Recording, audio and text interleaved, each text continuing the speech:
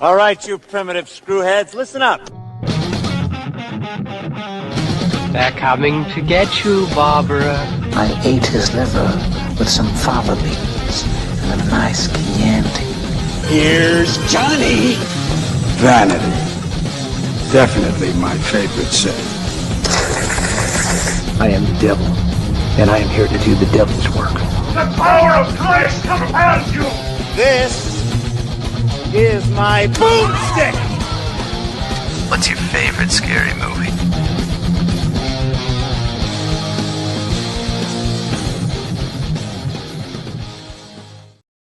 What up, horrorheads, and welcome to Shiver, a horror movie podcast. We are your hosts. I'm Daniel DeBona.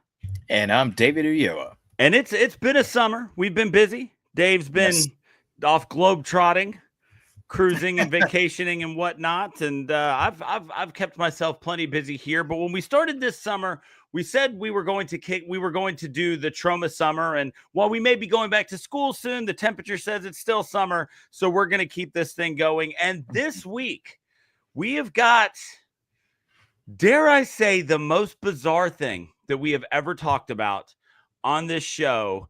But we're going to see what you've got to say about it first, Dave. We are talking Shakespeare Shitstorm, a Troma film, one of the more recent ones. This one is from 2020 is when this got released. So Shakespeare Shitstorm is what this one's called. And so in a section that we are calling Troma Does Billy Shakes, Dave, what do you think? Initial thoughts of Shakespeare Shitstorm? Okay, so I'm going to kind of put it all out there. I really love this movie. This movie is awful. Yes, it is. Absolutely awful, and I love it.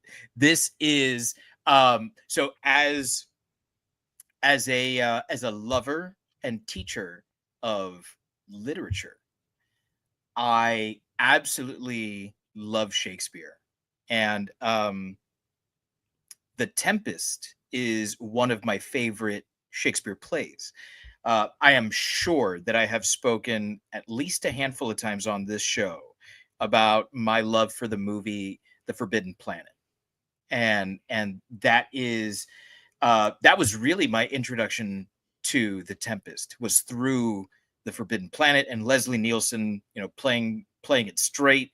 And I love this story. The great thing about Shakespeare is that you can kind of adapt Shakespeare to any time and any place. And the themes are so humanistic and so universal that it kind of doesn't matter what the setting is. It's going to work. And if you don't believe me, just watch Baz Luhrmann's awful Romeo and Juliet. And Objection. even Baz Luhrmann is not enough to ruin Romeo and Juliet. Fair. I know I'm going to get a lot of shit for that, but I really don't like that version of Romeo and Juliet, and yet it still rocks. It's just me. I'm not a Baz Luhrmann fan. If somehow Baz Luhrmann listens to this, please come on our show. Hey, I'm a fanboy. We'll come and you'll get it from both sides, Baz. We'll Eiffel Tower you with our feelings about your movies. But this is definitely not the high art of Baz Luhrmann. This is Lloyd Kaufman at his most Lloyd Kaufman-esque. So much so he was like, I'm going to play two roles. Wow. Yes. He plays two roles. And it is you have to be the specific, I don't want to say right kind of person, because maybe you got to be the wrong kind of person. Yeah, I think you got to be the wrong. Yeah. This kind of movie, because it's so much poop. It is so much vomit. It is so much grossness, but it's all done so tongue-in-cheek.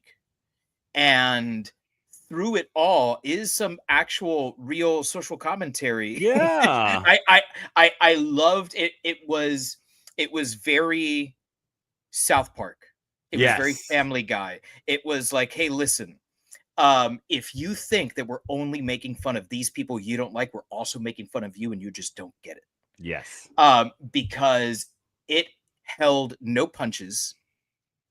It gave it all, and to everyone.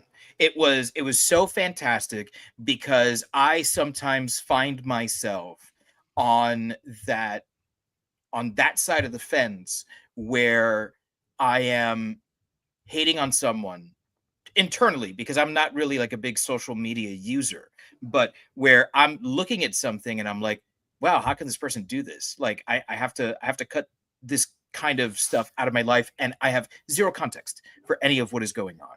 So Right. I absolutely loved this movie, if you can call it a movie. It's what Troma Summer should be all about. This movie, I mean, look, neither one of us had any idea what to expect going into this thing. We literally, I mean, you can, even if you go to Wikipedia, you get no idea as to what to expect. The Wikipedia plot description literally says Lloyd Kaufman does. Okay, so someone called Explorer says, would you ever role play Shakespeare in a softcore porn? I don't think it needs to be softcore. I was about to say, I think Shakespeare wants full P&V. I mean, Explorer, that's on you, but I think that Shakespeare is here for it all. But even if you go to the Wikipedia description of this, it just says like Lloyd Kaufman and Troma do William Shakespeare's The Tempest. That's it. So we had no idea what we were in for, except for that. It took the entire, like, the reason we did it was like, well, that's enough for us. We're sold. I too found myself enjoying the shit out of this movie. It was so much fun, and I'm like, I really do. I love a lot of Shakespeare. I'm by no means an expert, but I do enjoy it. And one of the takeaways from this movie, and they even point it out in the movie, which I thought was classic, because I'm sitting here thinking like, oh, I'm going to have this great point, and then they made it in the middle of the movie, which is Shakespeare himself probably would have loved this to an extent. Like, Shakespeare plays are full of dick and fart jokes. I mean, like you said, it's the South Park of the time. That's what he did. But it told the love story. It told the social commentary story. It told the revenge story. It did it all. And it just somewhere buried in all of that whale shit and vomit and exploding organs, there is a man listed in the credits of this movie as guy who poops out his own skeleton. That's his credited role. That's the movie that we're dealing with. But even like when you dig through all of that, there is a goofy, heartfelt story in this. There is some scathing, I mean, just a criticism of different people. There's a great little story. There's this idea of whether or not revenge is worth it. I mean, it does all the things that Shakespeare sought to do when he wrote these things. I ended up enjoying it so damn much. When it was over, I watched it by myself. I go to my roommate and I was like, this is the most bizarre thing that we're ever going to talk about on this podcast, or at least to this point. And I'm just telling him about it. He goes, well, I'm sold. So you go back to work next week, right? I'll check it out then. Like, it was so much. But then again, it's a Troma film, right? We're expecting so much. I mean, when we did Toxic Avenger, let me flip back through the notes here. Toxic Avenger was, I don't even have it here. But what was it, 70s, 80s, right? So we got 40, 50 years of Troma films here, and Toxic Avenger was a lot, even now. So yeah, of course they cranked it up. They had to keep up with the times, and they did it expertly. I was laughing all the time. I was wincing. I was on the verge of gagging a couple of times, but every bit of it they earned. None of it was just like this, like, oh, ooh, like, I don't like that. It was like, oh, okay, yeah, that's funny though, right? Like, it was everything I hoped it would be, honestly. Now, like, the Tempest is one that I know the ins and outs of. It's been a long time since I've read or seen it performed, but I remembered enough about the story to to really feel like they gave me the story of the Tempest. They did a great job with it. They absolutely did. Yeah. This movie also expertly executes some fun meta things that we're going to talk about that aren't just meta for meta's sakes. They're great jokes. And so, I mean, it does, just like we said with Toxic Avenger, it does what it set out to do. It grosses you out, it tells its stories, and it makes you laugh along the way, to the point that even when you're watching a woman get banged to death in the mouth by a chicken with the penis, you're like, yeah, that tracks. I actually had that one on my bingo card. So, it's like, I found myself thinking, like, that seems medically accurate to what being fucked to death by a chicken with a penis would be like. So it's just, I ended up just absolutely enjoying the shit out of it. It gave me everything I wanted and more. I love that you said that you love the shit out of it. Yeah. Twice. Yeah. Twice. So thank you for going number 2 with that. You went 1 and 2. So perfect. Moving on so that we can actually, like, speaking of number 2. Speaking of, who does number 2 work for? Number 2 works for Troma, evidently. So in a section that we're calling Yes, It's All Poop Jokes. This story is obviously adapted from Shakespeare's Tempest. So while neither of us are scholarly enough to really say, yes, Shakespeare did this or that, I do think that we can comment on how Troma used the story in this actual movie. So what were your thoughts on the actual story here? So let me start off with just this. So here you go. If you haven't seen this and you're like, I'm going to listen to these guys talk about this, this sounds like it'll be funny. Let me cue you in on something right away.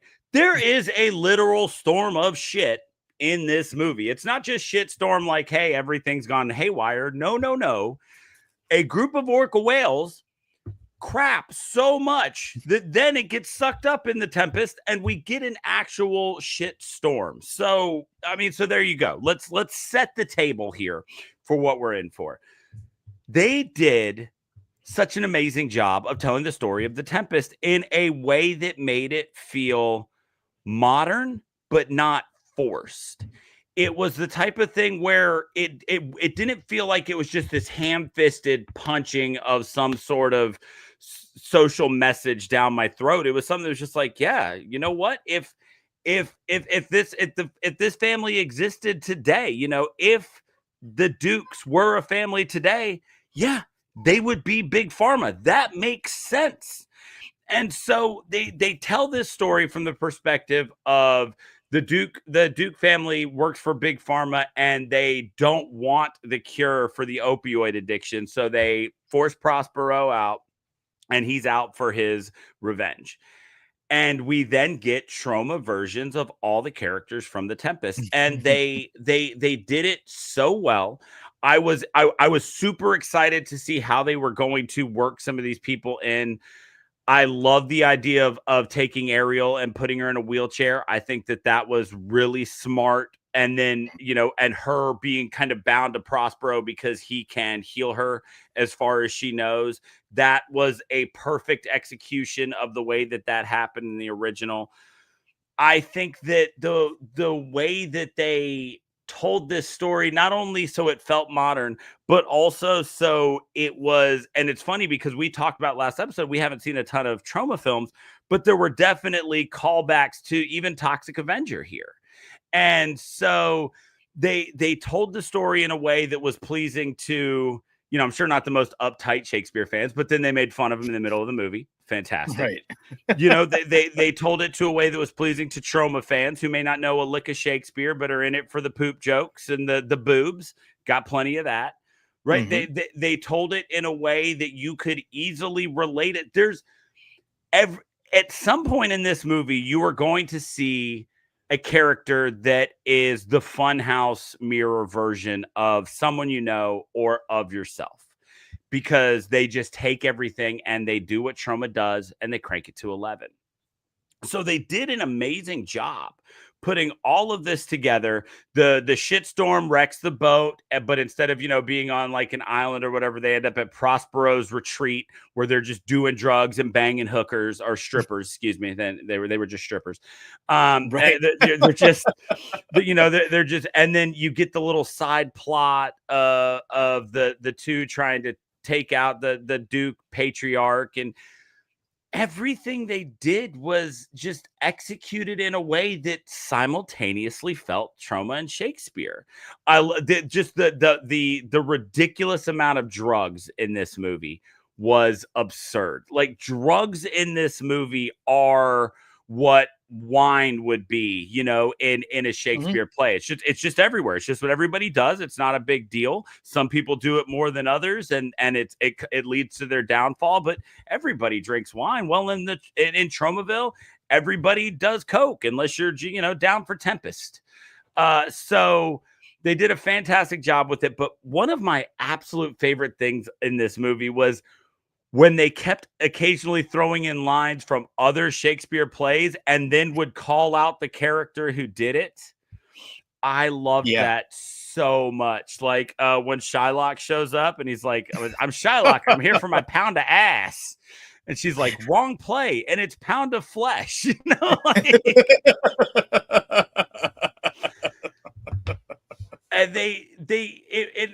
And there's so many things, and it's even better is at the very end, like that very last scene. She says, who my dad looks like? Mel Brooks. And then there are so many moments in this movie that felt like they came from like an old, like a Blazing Saddles or something like that, little nods to the camera. The one time when Caliban's mom says something and he's like, ha, that's from The Tempest, just like shit like that. They just, it's one of the things that we said about The Toxic Avenger. Everybody is not only all in, but they seem like they were having so much fun making it that the film itself just keeps going in a way that's enjoyable. That is something that I'm finding is super consistent with Troma, is that I'm watching the movie not because it's a great movie, right? Like there's movies that you'll watch because it's like, wow, that thing's a masterpiece. Lawrence of Arabia. I absolutely love that movie. It is a masterpiece in every sense of the word. I'm not sitting through those 4 hours, I think, ever again. Like maybe if Link asks me one day, he's like, hey, what's the longest movie ever? I'll put it on for him. I'll be like, hey, sit down and watch this. It's an experience. Bro, I can't fucking sit through that thing again. I could watch this over and over again, though. Not because it's a masterpiece. Not because it's a shitstorm either, because it's not like it's a train wreck and you can't look away. It's because everyone looks like they're having so much fun. Yeah. And I have fun by watching them have that fun. It's I guess part of the same reason why we love watching old home videos. Right. There's the nostalgia part of it. It's like, oh man, yeah, look, there's grandpa and look, dad still had hair, shit like that. But you have fun watching your family members have fun. And that's 100% what is going on with this movie.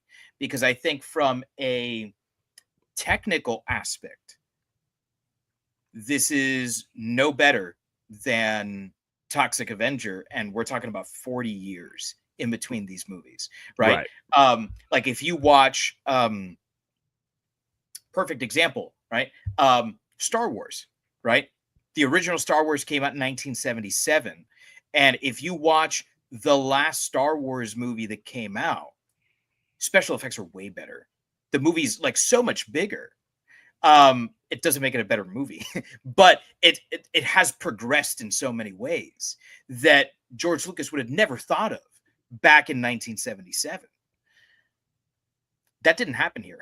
Right. there's none of that. And there's not even thinking on a bigger scale either. It's just like, hey, I made a movie. Question mark. Do you agree I made a movie? Great. Then it was a movie. It's like that sort of approach. But I love the attitude that goes into this thing. It's kind of why, and I think you will understand this and agree with me, although this is not something we've ever spoken about specifically this part. We're both punks, huge fans of punk, right? Yes, for the social and political commentary, yes, for the attitude, but also part of what makes punk so timeless is how stripped down it is. When a punk band goes overproduced, loses its edge, it loses its fun quality, right? Like I want to hear Ixnay on the Hombre. Yeah. I don't want to hear Rise, Fall, Rage, Grace. It's just way too overproduced. There's too much going on there. Give me fun. I want to hear just 4 or 5 guys banging shit out on guitars, banging their heads, and telling me to fuck the authority. That's all I need. And that's what Troma is to me. Troma is punk. Troma is like, dude, this, like, don't fucking take it seriously. Just sit here and bang your head with us.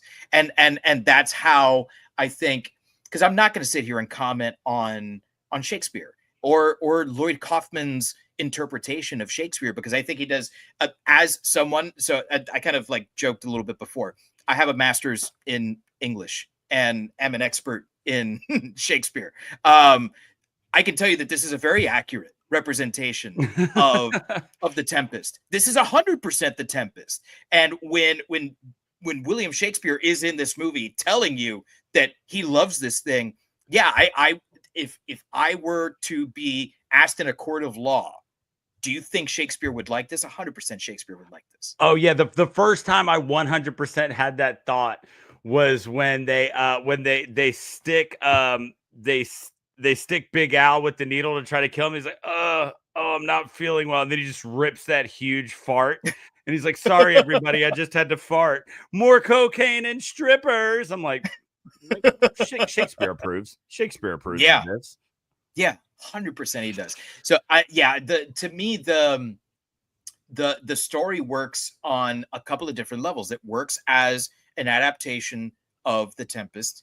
It works as the continuing and unfolding narrative of Troma City, because I don't know that Kaufman has ever really commented on it, but it seems like there's a shared universe with all of the Troma movies. Right. And so, I mean, there were posters of Toxic Avenger and Tromeo and Juliet on the wall in Cordelia's room. So to me, it works on that level as well. It's almost like when you watch like Ant-Man or Guardians of the Galaxy, and it's like, as its own movie, this works, but also in the expanding narrative of the Marvel Cinematic Universe, it also works. That's 100% what happened here. I'm not saying it's sophisticated, but I am saying that it works. Yeah. To me, it does all that and manages to make watching whales defecate all over people tolerable. Not even tolerable, but funny. Right. Like just plain old funny. There are certain things that we watch and comment on here where it's like, that was extreme. We've talked about all of the Terrifier movies. Did we do Terrifier 3? We haven't done Terrifier 3 yet. We got to do Terrifier 3. Did you see it? I haven't seen it yet, actually. No. Oh man, it's really good. I think it might be my favorite. It's on the to-do list, and you're not the first person I've heard say that. So yes, it's definitely on the 2025 will happen before the year's out list. We talk about all sorts of like gross out, gore-tastic stuff here, and this movie makes it fun. Because I've talked about it before, where I think Terrifier 2 specifically might be a little too mean-spirited for me. Right. It's hard to go back and rewatch. Terrifier 1 I can do again. Terrifier 2 is the one where it's like just a hair too much. Generally, like I would say 90% of it I'm in for, but some of it is hard to rewatch. Nothing like that here. And, Right. and obviously these movies are made to totally different levels and budgets and technical expertise, but the vibe is the same. This is extreme. And extreme is hard to stomach sometimes. This is not. Right.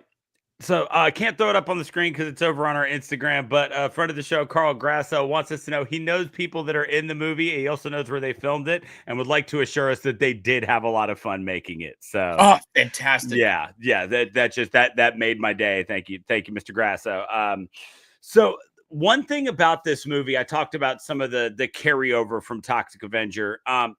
When we did Toxic Avenger, we talked about that social commentary aspect of it where, you know, it was like, oh, the greed of these politicians. And I've mentioned how in this one, they take the Duke family, they make them big pharma, and they do all of that. So they reapproach that idea of rich people being greedy and shitting on the poor people to make themselves richer. They come back with all of that. Fantastic. Always. I'm always here for a movie that makes rich people seem awful. I'm 100% here for it. Like we're punks, right? But one of the genius things about this movie is, so this comes out in 2020. And, you know, at this point, we're deep into the keyboard warrior, Twitter Avenger era. And they, just as hard as they lampoon rich people and big pharma for wanting to get rich at the expense of everybody who's not as rich as them, they turn around and just absolutely skewer just political correctness, snowflake culture, if you will. They absolutely just dominate that in a way that makes you see how ridiculous this can be. And it shows you what was really fascinating about that is I do find myself a lot of times being on that side. It's just who I am. A lot of times I'm like, okay, yeah, you can call them a socialist warrior, but they're making good points. What's fascinating about the way that they did it in this movie is it made me see how people like my dad view people like that. Like to my dad, like everybody who's kind of left leaning, that's them, right? It's the social media managers for not Avondale, what was it? Avon something, the pharmacy company, but their social media managers, Avon Bard.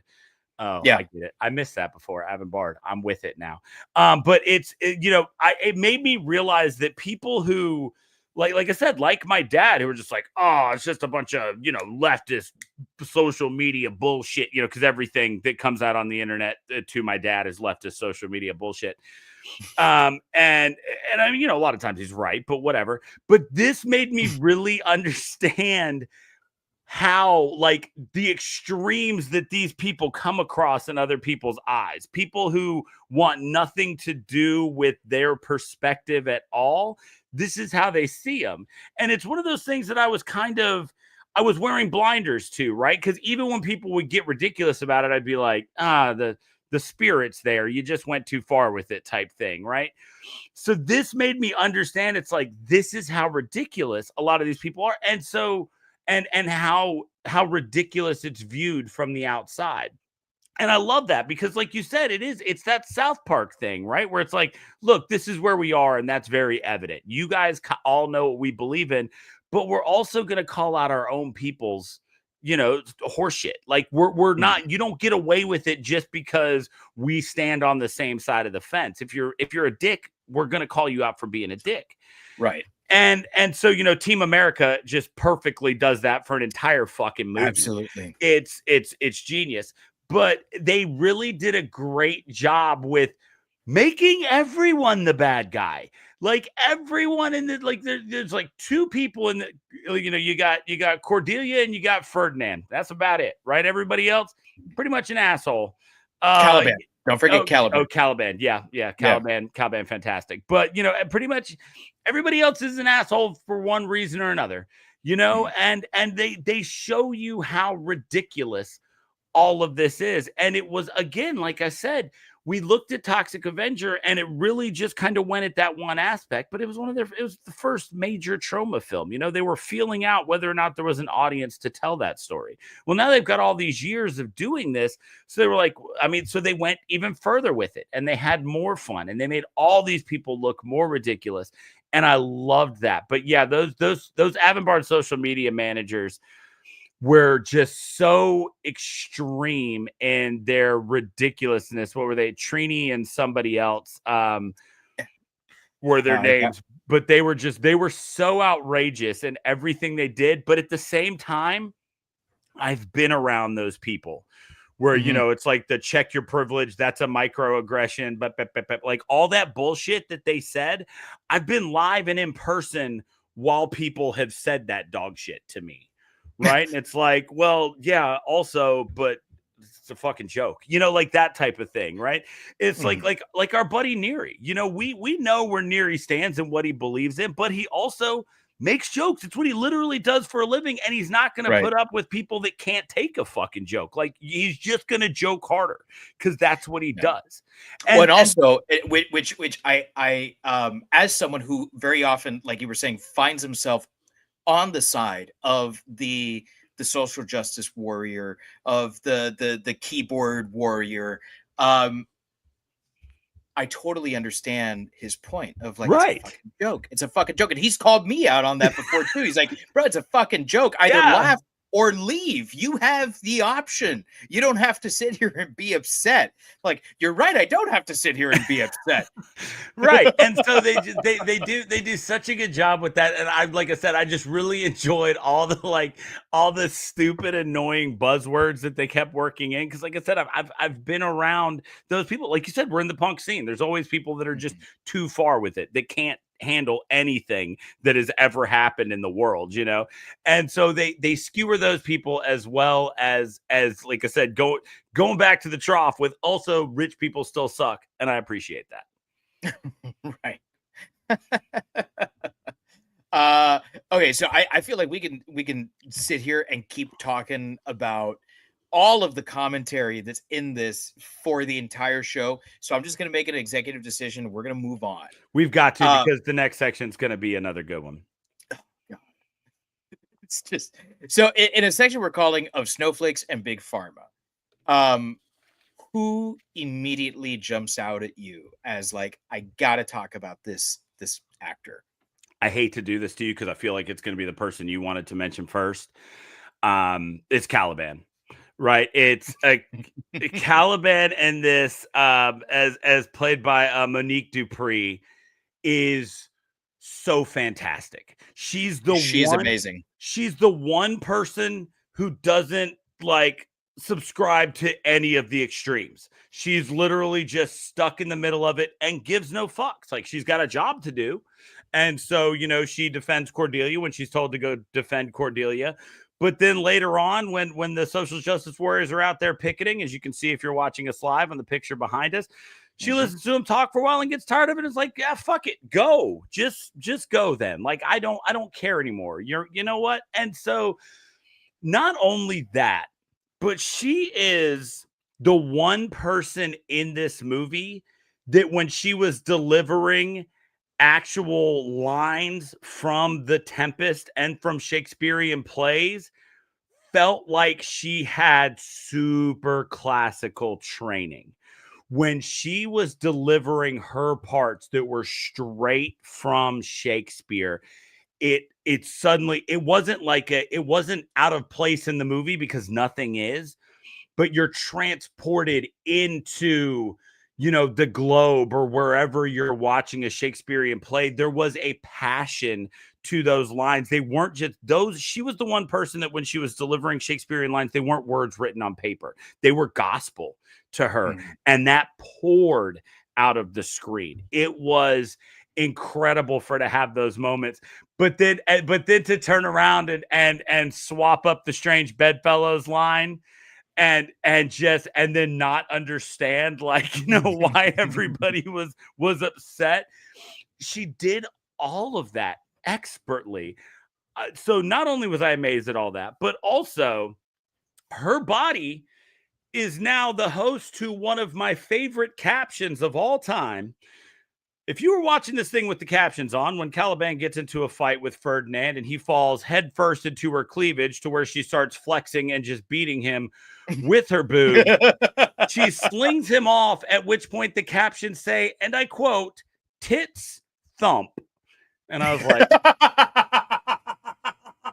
was like, you know what, captions? You're right. Tits do thump. Tits be thumping. And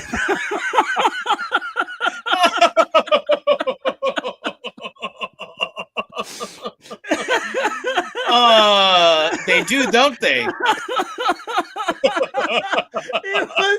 I had to pause the movie and rewind because I had tears streaming down my face. I was laughing so hard.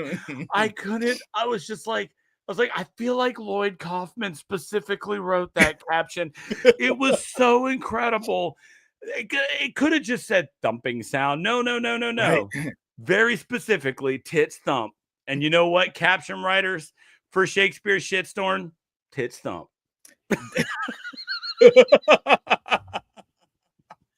Oh man. You are right. This is who I was going to talk about first. And for all the reasons that you say, she plays the character straight. She's just about the only actor that does play the role straight. She plays it like Michael Caine in Muppet Christmas Carol. Yes, that's 100% what this is. Oh my God. That's a perfect analysis. Yeah. I can't, I'm just going to move on. I can't top that. There is zero way to top it. So who I'm going to mention then is Kate McGarrigle as Miranda. Yeah. She was laugh out loud funny. Yes. Like just like every time she was on screen, she would make a face, she would say a thing, she would do something. Like this is I have not seen anything else she has been in. She doesn't even have a blue link on Wikipedia. Yeah, like I'm looking at it and there are 21 things on IMDb and I don't know any of them. Right. I don't know any of them. It does go back to 2014. So it seems like around 2016, 2017, she started working much more regularly. She's got a couple of projects coming up. I think that Hollywood is absolutely crazy for not utilizing her more because she is not that it should matter, but she's drop dead gorgeous. She's ridiculously funny and she can deliver dramatic lines ridiculously well. This is someone who like I could watch her do anything, absolutely anything. I want to see her do so much more. I want to see her fall. Like her falling gags were amazing. Yeah. Her self-deprecating humor was so funny. The scene where Ferdinand walks in on her and she's diddling herself. Oh my God. That is one of the funniest things. Wait, hold on. That's Cordelia. That's Di Green as Cordelia is who you're talking about, not Miranda. Yes. You're talking about Di Green as Cordelia. Thank you. Yeah. That is. Wait. She also doesn't have a blue link. No. I'm talking about Miranda. When Ferdinand walks. No, Cordelia's the one that he walked. Cordelia's the blind one. No, that's Miranda. That's Prospero's daughter. Oh my God. No. Yeah. No, because that can't be right because Kate McGarrigle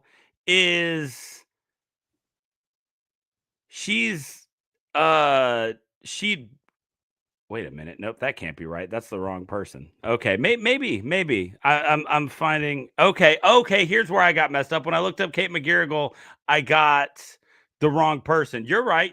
I had the names Okay. Miranda and Cordelia backwards. That's on me.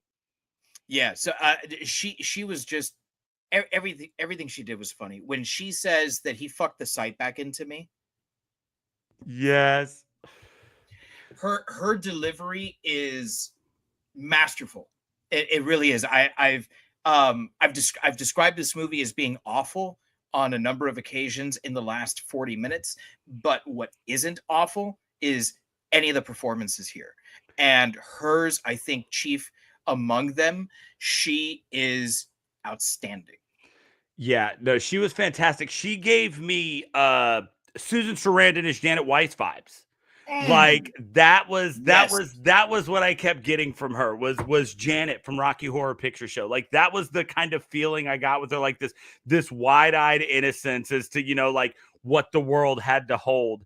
And I enjoyed it so much. She was so funny. So many little just like one-off, like under her breath, like comments like, well, I can't fall in love at first sight. I have to rely on all 5 other senses. And then she sniffs him and licks him and grabs his balls. Like, oh my God, it was so good. But then, like, when you're talking about when she's diddling herself before he walks in, and she's like, or it might have been right after he walked in, when she's just like, where else can I masturbate? She just like runs to the wall. It was so good. I also love that they used her as one of the throwback to Toxic Avengers things. They redid the sight gag where she goes to grab a cane and there's like 50 of them in the one place. Yes. And they all fall down.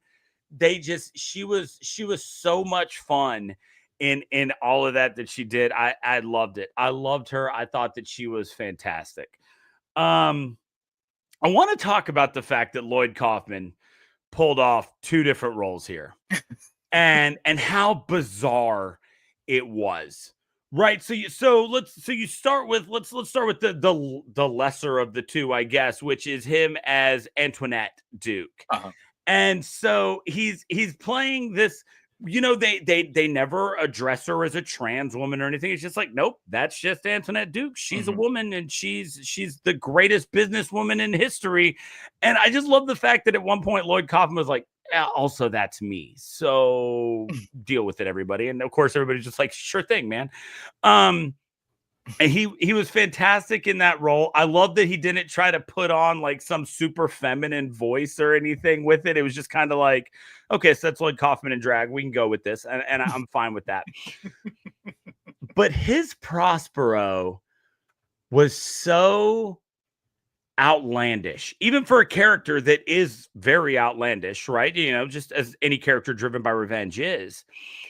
But he's the opposite of the way that Monique Dupree did her lines as Caliban. When he's delivering actual Shakespearean stuff, it's like Lloyd Kaufman is actively reading a cue card right now, and yet somehow it doesn't bother me. That shit is just funny, and that's how it was supposed to be. He's delivering, he gives that ending monologue that was literally, Shakespeare's plea to the crowd about how his plays are going to live on forever. These characters on the stage are but not spirits, and but they will outlive the globe and whatever. He delivers that, but he's so like monotone and clownish that when he does it, it does something very different to the lines than, if like Patrick Stewart were delivering them. Like if Patrick Stewart delivers that monologue, you're gonna feel it in your gut, might even draw a tear or two.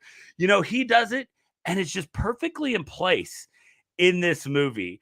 But there's that scene where he's like laughing maniacally, and then he gives the 2 hours later card, and then it comes back and he's still just staring at the monitor laughing maniacally. Just little shit like that he did when he's like, thank you for curing my daughter's blindness, something that I arguably should have done a long time ago. Like, just that's where I get, like she pointed out that, yeah, he kind of looks like Mel Brooks, but the way he delivers some of those just straight man, like cold one-liners like that, that's where the Mel Brooks feel comes from and what he does. And, this seemed, the fact that one, this is just this entire thing is an absurd premise. Like, we're Troma, we're going to do Shakespeare. But the fact that he gave himself 2 roles in this really makes it seem like, above a lot of things, this feels like it was a passion project for Lloyd Kaufman. Like, this is the type of thing that was banging around in his head for 40 years of how funny would it be if we could take this little company that made the Toxic Avenger and do Shakespeare with it.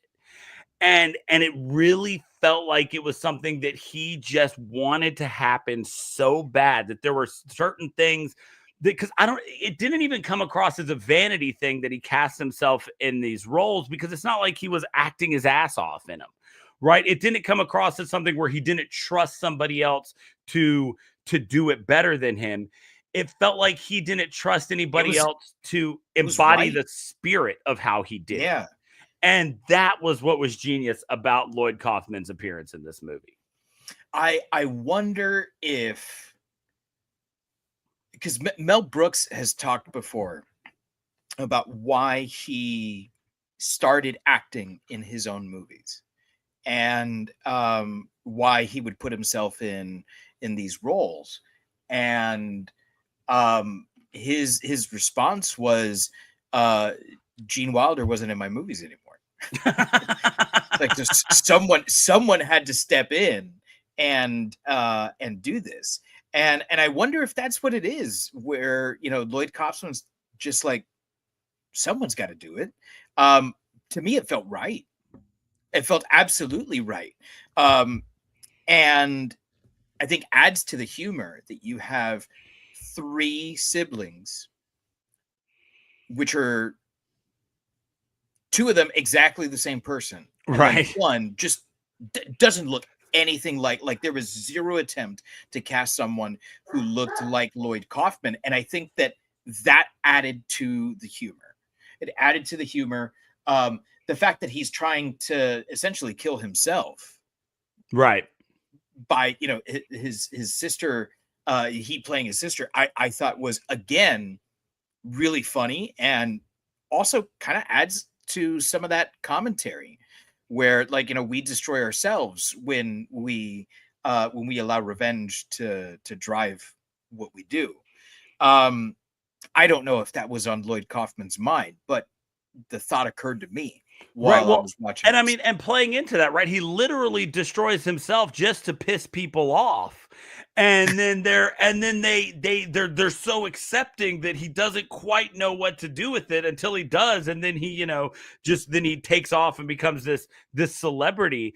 But when he first takes off his robe and he's going over, and it's just stereotype after stereotype, right. Like, hate me, hate the fact that I did this. Like, you already hate me because I made a Cinco de Mayo joke. Let me give you a reason to hate me. And then for them all to just accept it. That was so great. And just, when he took that robe off, man, and there was that third hand down there.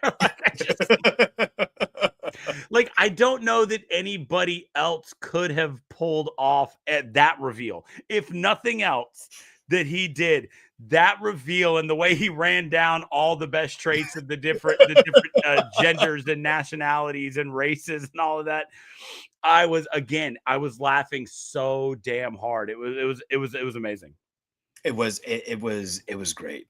Okay, so I'm not going to mention this as my last pick, but it was nice to see Catherine Corcoran from Terrifier play Miranda's mom, because I haven't seen her in anything other than Terrifier and now this, and so it was really nice to see her there.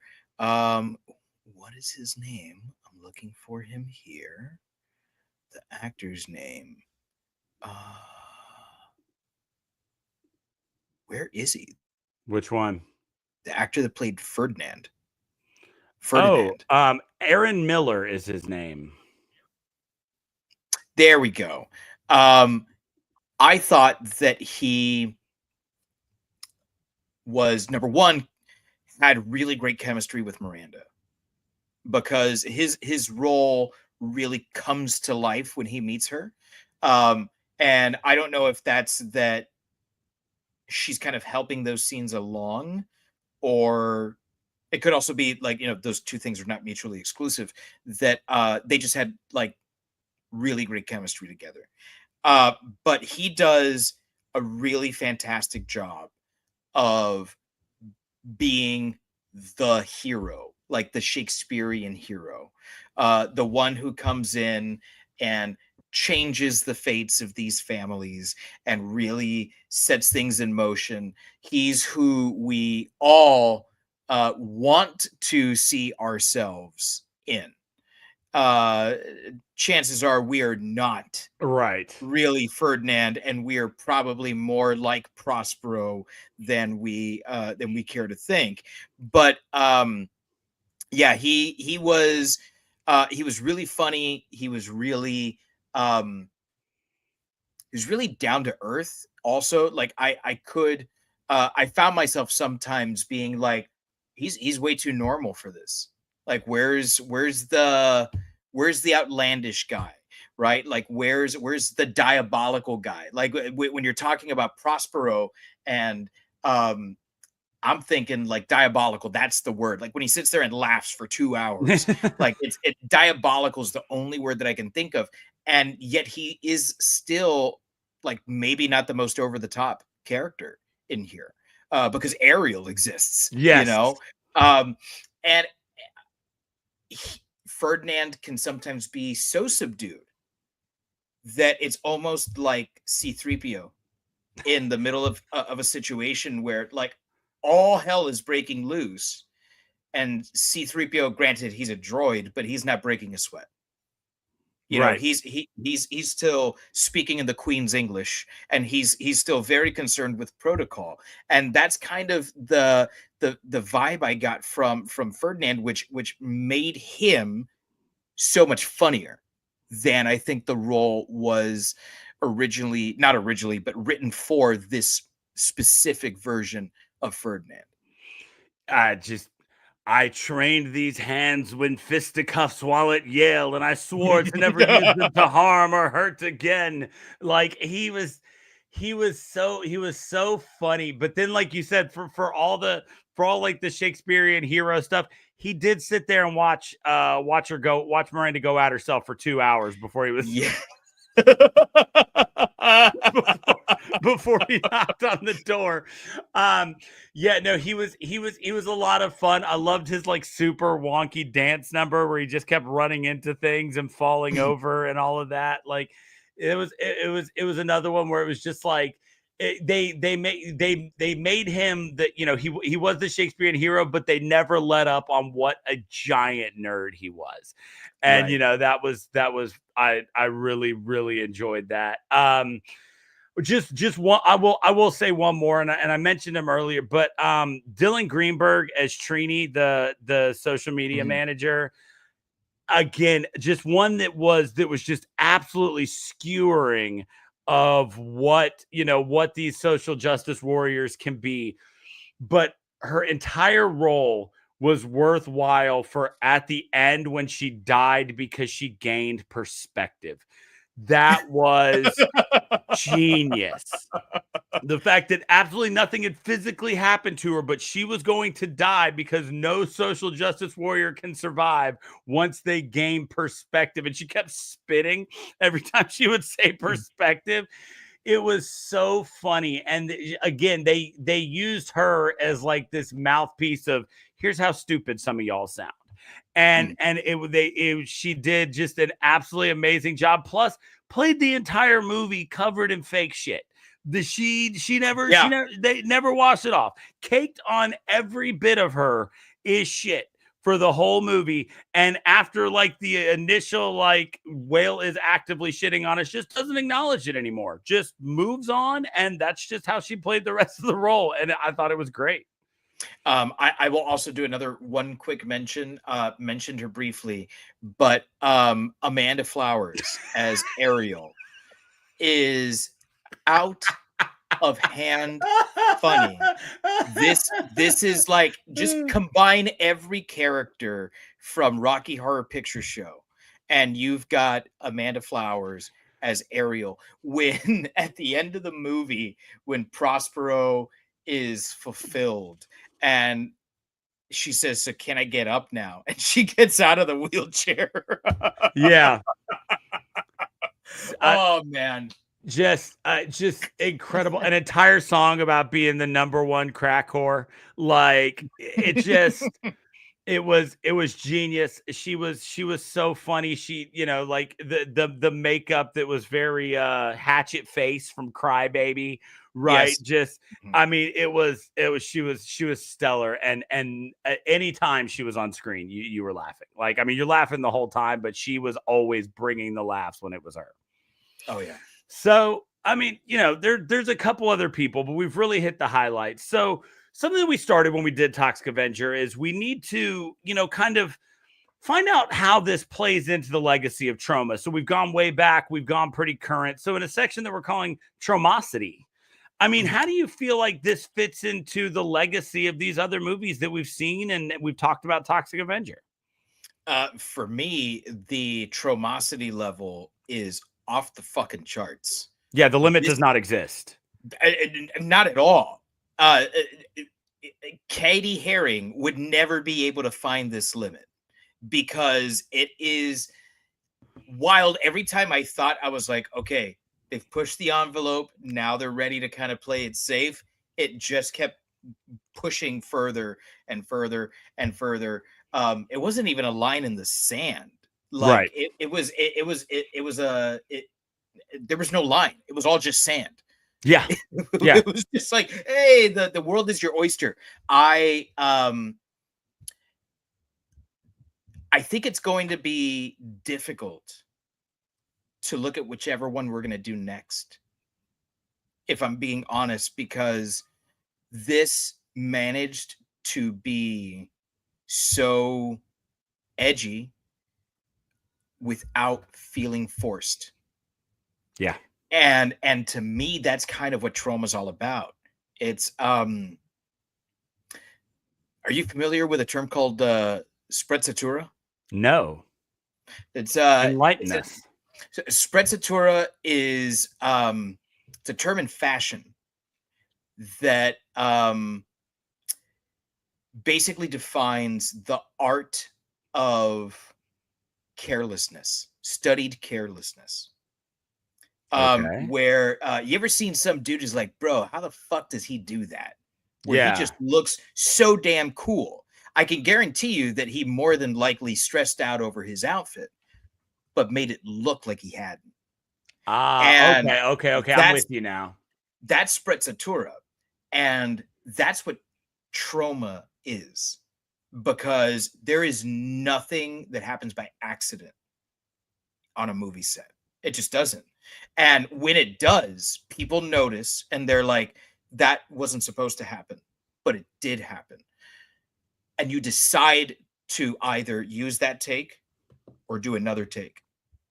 And even when you do another take, when you decide to go with what you've gone with, that's a decision. Lloyd Kaufman is a master of sprezzatura because his movies seem careless.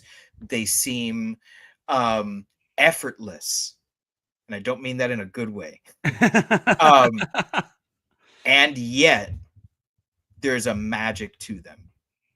Because the moment I was done with Shakespeare's Shitstorm, I wanted to watch it again. And I wanted to keep watching Troma. But you and I made a pact that we were not going to just forge ahead and watch everything. So I haven't. But this movie to me, I think even more than Toxic Avenger, really represents the Troma attitude. Nothing is off limits. Everyone is a target. And as long as we're laughing, it's okay. Yeah, look, the thing with this movie is, whereas we talked a lot about how Toxic Avenger was a blueprint for this type of thing, this movie felt like a swan song this felt like this is this is what we are able to accomplish now. Like, we have built our legacy and our reputation in such a way that there's literally nothing we can't do, and we're going to prove it. And so I agree with you. It's going to be tough now to go back and watch some of the bricks that built this cathedral, right? Like, we're going to have to go back and see the times when they did it not as well. We're going to have to go back and see the times when they maybe did push or did get too ham-fisted with it, or did get, a little bit too, just doesn't seem to fit the vibe. We're going to have to go back and see how this thing was put together, because this movie really did, like you said, effortlessly execute all these things, down to the fact that when we did finally get the scene when he reveals that the Tempest drug is going to make these people as ugly on the outside as they are on the inside and everything, and we get one of the, like, comedically so, but goriest scenes that we've talked about. I mean, this is splatter gore on a dead alive level. Yeah. And it's like I said, there's literally a guy who poops his own skeleton. It's how he's credited. You watch the one woman's face turn into a vagina. There is, as we mentioned earlier, the woman who we saw eating chicken in the scene before just gets fucked to death in the mouth by a chicken with a penis. Like, but at that point, none of it felt out of place, especially knowing it was a Troma film. As a matter of fact, when that finally happened, you're like, finally, I knew this had to be here somewhere. I just expected you to spread it out a little bit differently, not just give me this deluge of comedic splatter gore at the very end. So, they did something that we didn't see with Toxic Avenger, which is a slow burn, but it's this very self-aware slow burn of people watch Troma films to see what gross stuff we're going to do. So we're not going to do, yes, the whales crapped on everybody, but that was like the very beginning. And then they get away from that. Yeah. They're still giving us boobs. They're still giving us story. They're still giving us jokes, but they got away from the splatterfest stuff just long enough that you feel like you've got a grasp on how they're doing this movie. And then they're like, gotcha, bitch. And they just pour it all on at one time. And that was so much fun. It felt like it was such a great payoff to get all of that at one time. And man, it was a lot, and it was absurd, and it was amazing. I do think that this, like there's the new Toxic Avenger coming out, I believe, next month. But I think that, it's still not gone big budget. It's still Troma, but it's bigger budget, and it's getting this mainstream release. But I really do feel like this was the one that when I can see Lloyd Kaufman like yelling, "That's a wrap," and then like going and sitting down in his chair, probably smoking a joint, and being like, "If I never make another movie, I don't give a fuck," because I did it. Like, I have now accomplished everything I set out to do, and I perfectly laid the groundwork for this movie to exist.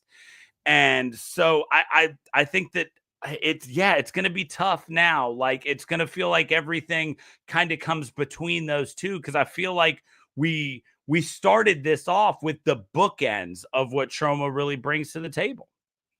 Yeah, I have to agree. It does feel like Alpha and Omega. Yeah, like it's the and obviously there are Troma movies that have come since this, and there are Troma movies that existed before Toxic Avenger. But it's kind of like, to go back to The Offspring. It starts with Smash, you know, and that takes nothing away from Ignition, which is a great album, and that takes nothing away from their first album, which is also a great album. But The Offspring starts with Smash. Right. Yeah. Green Day had multiple albums before Dookie. They don't matter. Nobody's like, oh, I love Kerplunk. Get out of here. So there you have it. I mean, that's That's going to put a bow on this thing. Shakespeare Shitstorm. And all that's really left for us to do is to rate this thing. So, we've had a couple weeks off. Let's give you a quick reminder. We don't rate a movie against other movies. Yes, we have referenced a lot of other performances and other Troma films, but we're just looking at what Shakespeare Shitstorm brings to the table. So we create a unique rating system for every movie that we review here on Shiver. So Dave, out of a possible 5 insufferable influencers, what do you give Shakespeare Shitstorm? This is 5. I mean, this movie is absolutely perfect. It is the right amount of whale shit without making you hurl. It's the right amount of faces turning into vaginas without making you close your eyes. It's the right amount of chicken with dick skull fucks without making you go, is that really what I just saw? It is absolutely perfect. It is absolutely perfect in how bonkers this movie is. The only word that describes this movie effectively as one word is bonkers. It's and it's perfect. It's absolutely perfect. No, absolutely. This thing is a 5, and it's one of those things where we don't. While we don't compare to other films, I don't gold star this one and go to the 6 because it's not like a cinematic masterpiece. Yes, I could watch this thing multiple times and will watch this thing multiple times, but there that is kind of the line between the 5 and the 6, right? And this movie perfectly delivers everything it set out to do. You're right. It's bonkers. It's fun. It's hilarious. It's a faithful adaptation of The Tempest. Like, I feel like we can't say that enough. Also, takes a second to let William Shakespeare tell Bacon to go fuck himself. Amazing. We all want that moment. And it happened here, and it was incredible. If only we'd gotten a little Marlowe in there so he could have told him to fuck off too. Yeah. That would have been... right? I mean, it did it all. It made fun of itself. It made fun of everyone who might watch it. It was meta, not just for the sake of being meta. It was meta because it added to the film. Yeah, man, there's not a thing that I could say, yeah, I'd change like this one little thing or this little thing bothered me. No, it was fantastic. I loved this damn movie. So there you have it. This movie's perfect. It's 5 insufferable influencers out of a possible 5 insufferable influencers. If you stuck with us, because there were people jumping in and out throughout the whole show, thank you so much for watching us live, for commenting. It is always great to hear from our friend Carl Grasso, who also chimed in over on our Instagram to let us know they filmed it at St. Mark's Theater. He's done a couple movies there, and he's gotten to hang out with Lloyd Kaufman and wants us to know he's as awesome as we think he is. That tickles the cockles of my heart.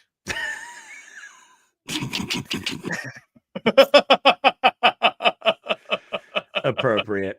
So if you've enjoyed this, if you like the show, make sure you head to shiverpod.com where you can find links to all of our social media. We're on Instagram, Facebook, and YouTube. All of those things at ShiverPod. Drop us a message if there's something you think we should do. If you've got a Troma film that you're just itching for us to get to, we haven't decided what we're going to do for the rest of the summer. I figure summer takes us through August. We're back now. We're both settled in. Vacation's done. All that stuff's wrapped up. We're about to get back into a normal human schedule, not the insanity that is teachers packing every single thing we can into 6 weeks of summer break. So we'll be back on Wednesdays. Of course, you can always catch us at 9 Eastern, 8 Central on YouTube, Facebook, and Instagram. We stream live all those places. Thanks to everybody who's hung around and listened. Absolutely. So on behalf of all of us here at Shiver, fight you very